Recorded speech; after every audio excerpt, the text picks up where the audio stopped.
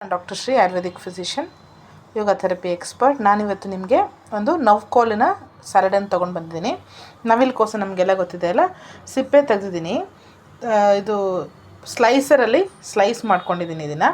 ಆಮೇಲೆ ಒಂದು 1/4 ಚಮಚ ಸೈಂಧವ ಲವಣ ಹಾಕ್ಬಿಟ್ಟು ಒಂದು 5 ನಿಮಿಷ ಇದನ್ನು ನವಕೋಲನ್ನು ನಾನು ಇದರಲ್ಲಿ ನೆನೆಸಿದ್ದೀನಿ. ಇದು ಒಂದು ಒಳ್ಳೆ ಕ್ರೂಸಿಫರಸ್ ವೆಜಿಟೇಬಲ್. ಇದು ಆಯುರ್ವೇದದಲ್ಲಿ ಇದನ್ನು ಪಿತ್ತ ಕಡಿಮೆ ಮಾಡೋದಕ್ಕೆ ಯೂಸ್ ಮಾಡ್ತಾರೆ. ಆಮೇಲೆ ಇದು ಜೀರ್ಣಶಕ್ತಿನ ಜಾಸ್ತಿ ಮಾಡುತ್ತೆ, ಒಬಿಸಿಟಿ ಕಡಿಮೆ ಮಾಡುತ್ತೆ, vitamin C, vitamin K, B6, potassium, magnesium, manganese ಇರುತ್ತೆ ಇದರಲ್ಲಿ. ಸೊ BP ಕಂಟ್ರೋಲ್ ಮಾಡೋದಕ್ಕೆ, ಹಾರ್ಟ್ ಹೆಲ್ತ್ಗೆ, ಕೊಲೆಸ್ಟ್ರಾಲಿಗೆ ಮತ್ತು ಬ್ಲಡ್ ಸರ್ಕ್ಯುಲೇಷನ್ ಇಂಪ್ರೂವ್ ಮಾಡೋದಕ್ಕೆ ಇದು ತುಂಬ ಒಳ್ಳೆಯದು. ಸೊ ಇದನ್ನು ನಾನು ಇವಾಗ ಈ ನೀರಿಂದ ತಗೊಂಡು ಸಣ್ಣದಾಗಿ ಹೆಚ್ಕೊಳ್ತೀನಿ. ಇದಕ್ಕೆ ತುಂಬ ಇಂಗ್ರೀಡಿಯೆಂಟ್ಸ್ ಬೇಡ, ಒಗ್ಗರಣೆ ಮತ್ತು ಕೊಬ್ಬರಿ ಮತ್ತು ಕೊತ್ತಂಬರಿ ಸೊಪ್ಪು ಅಷ್ಟೇ ಸಾಕು. ನಾನು ಇದನ್ನು ಈಗ ನೀರಿಂದ ಈ ಥರ ಹಿಂಡಿ ತೆಗೆದುಬಿಟ್ಟು ಸಣ್ಣದಾಗಿ ಹೆಚ್ಕೊಳ್ತೀನಿ. ಇದು ಈ ಥರ ನಾನು ಕಟ್ ಮಾಡಿಕೊಂಡು ಫುಲ್ ಹಿಂಡ್ಕೊಂಡಿದ್ದೀನಿ.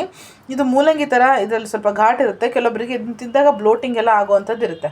ಬಟ್ ನೀವು ಈ ಥರ ಉಪ್ಪು ನೀರೆಲ್ಲ ಹಾಕ್ಕೊಂಡು ಇದನ್ನು ಹಿಂಡಿ ತೆಗೆದುಬಿಟ್ರೆ ನಿಮಗೆ ಆ ಬ್ಲೋಟಿಂಗ್ ಸಮಸ್ಯೆ ಎಲ್ಲ ಕಡಿಮೆ ಆಗುತ್ತೆ. ಆಮೇಲೆ ಇದು ನವಿಲು ಕೋಸನ್ನು ತಿನ್ನೋಕ್ಕೆ ಕಾಂಟ್ರಾ ಇಂಡಿಕೇಷನ್ ಇದೆ. ಅಂದರೆ ಥೈರಾಯ್ಡ್ ಪ್ರಾಬ್ಲಮ್ ಇರೋರು ಇದನ್ನು ಸ್ವಲ್ಪ ಮಾಡರೇಷನಲ್ಲಿ ಸ್ವಲ್ಪನೇ ತಿನ್ನಬೇಕು.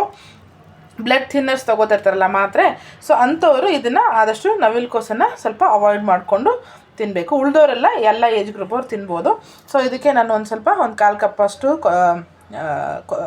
ತೆಂಗಿನಕಾಯಿ ಮತ್ತು ಕೊತ್ತಂಬರಿ ಸೊಪ್ಪನ್ನು ತೊಗೊಂಡಿದ್ದೀನಿ, ಅದನ್ನು ಹಾಕ್ತೀನಿ. ಮತ್ತು ಎಕ್ಸ್ಟ್ರಾ ಉಪ್ಪು ಹಾಕೋಕ್ಕೆ ಹೋಗಲ್ಲ, ಯಾಕಂದರೆ ಇದು ಆಲ್ರೆಡಿ ಉಪ್ಪನ್ನು ಹೀರ್ಕೊಂಡಿರುತ್ತೆ. ಇದಕ್ಕೆ ನಾನು ಒಗ್ಗರಣೆ ಹಾಕ್ಕೊಂಡು ಕಲಿಸ್ಕೊಳ್ತೀನಿ. ಸೊ ಒಗ್ಗರಣೆ ಹಾಕಿ ಮತ್ತು ಹಸಿ ಕೊಬ್ಬರಿ ಹಾಕಿರೋದ್ರಿಂದ ಇದರಲ್ಲಿ ಫೈಬರ್ ಜಾಸ್ತಿ ಆಗುತ್ತೆ, ಮತ್ತು ಕೊಬ್ಬರಿಯಲ್ಲಿ ಪ್ರೋಟೀನ್ ಇರುತ್ತೆ, ಡೈಜೆಷನ್ಗೆ ಹೆಲ್ಪ್ ಆಗುತ್ತೆ, ಕಾನ್ಸ್ಟಿಪೇಷನ್ ಕಡಿಮೆ ಆಗುತ್ತೆ, ಪೈಲ್ಸ್ ಪ್ರಾಬ್ಲಮ್ ಕಡಿಮೆ ಆಗುತ್ತೆ, ಒಬೆಸಿಟಿ, ಶುಗರ್, BP ಎಲ್ಲದಕ್ಕೂ ತೊಂದರೆಗೆ ಇದು ಒಳ್ಳೆಯ ಔಷಧಿ. ನಾವು ಯೂಶ್ವಲಿ ಬರೀ ಇದನ್ನು ಹಾಗೆ ತಿನ್ನಬೇಡಿ ಅಂತೀವಿ, ವಾಯು ಜಾಸ್ತಿ ಆಗುತ್ತೆ ಅಂತ. ಸೊ ತಿಂಡಿ ಅಥವಾ ಊಟ ಮಾಡೋದಕ್ಕಿಂತ ಮುಂಚೆ ಒಂದು ಬೌಲಷ್ಟು ಇದನ್ನು ತಿಂದು ನೀವು ಆಮೇಲೆ ನೀವು ಊಟ ತಿಂಡಿ ಮಾಡೋದ್ರಿಂದ ವೆಯ್ಟ್ ಮ್ಯಾನೇಜ್ ಮಾಡೋಕ್ಕೆ, ಕೊಲೆಸ್ಟ್ರಾಲ್ ಕಡಿಮೆ ಮಾಡೋಕ್ಕೆ ಇದು ಹೆಲ್ಪ್ ಆಗುತ್ತೆ. ಸೊ ತುಂಬ ಸುಲಭ, 2 ನಿಮಿಷದಕ್ಕಿಂತನೂ ಕಡಿಮೆ ಟೈಮಲ್ಲಿ ಆಗುತ್ತೆ. ಇದನ್ನು ಮಾಡಿಕೊಂಡು ಹೇಗಿತ್ತು ಅಂತ ನನಗೆ ಕಮೆಂಟ್ ಬಾಕ್ಸಲ್ಲಿ ತಿಳಿಸಿ. ಬೇರೆ ಮತ್ತೆ ಇನ್ನೊಂದು ವೀಡಿಯೋ ಜೊತೆ ಸಿಗ್ತೀನಿ. ನಮಸ್ತೆ.